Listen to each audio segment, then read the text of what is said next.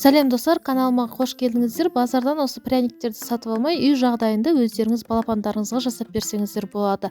Алда менің жаңа видео рецепттерімді көру үшін менің каналыма тіркелуді ұмытпаңыздар.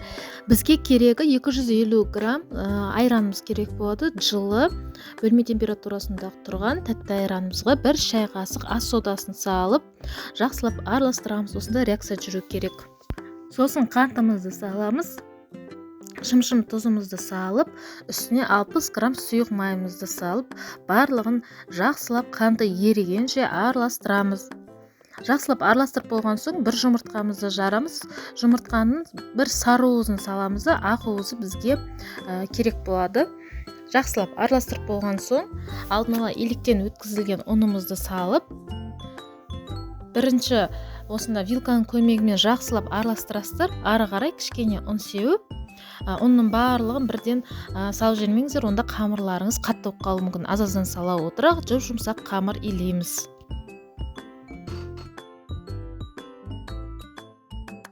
Видеода көріп тұрғандарыңыздай, осында жұмсақ қамыр болып шығу керек. Бетін пакетпен жауып 30 минутқа қоямыз. 30 минут өткен соң кішкене ұн сеуіп, қамырымызды жаямыз. Осында қалыңдықта жайылуы керек.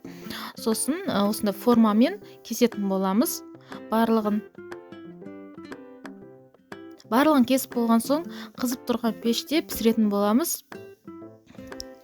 180 градуста 20-25 минутта піседі, тез піседі. Піскенін осында ағаш таяқшамен көретін боламыз.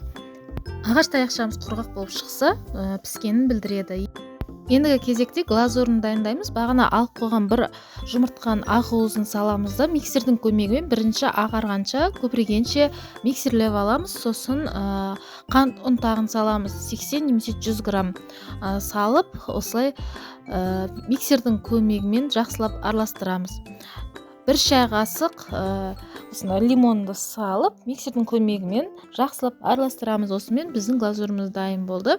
Видеода көрсетілгенде бір-біреуден салып, немесе үлкен ыдысқа үстіне салып, қолыңызбен араластырсаңыздар да болады. Немесе мен сияқты бір-біреуден алып, осылай глазурымызды малып аламыз. Егер глазуры сіздерде бетінде көбейіп кетсе, қолымызбен сырып алып тастаймыз. Бір күнге қоямыз осы печеньеларымызды, сол кезде глазуры қатып, әдемі болып шығады. Базардан сатып алмай, өздеріңіз балапандарыңызға жасап берсеңіздер болады. Алда менің жаңа видео рецепттерімді көру үшін менің каналыма тіркелуді ұмытпаңыздар. Міндетті түрде жасап көріңіздер, өте әдемі, дәмді болып шығады.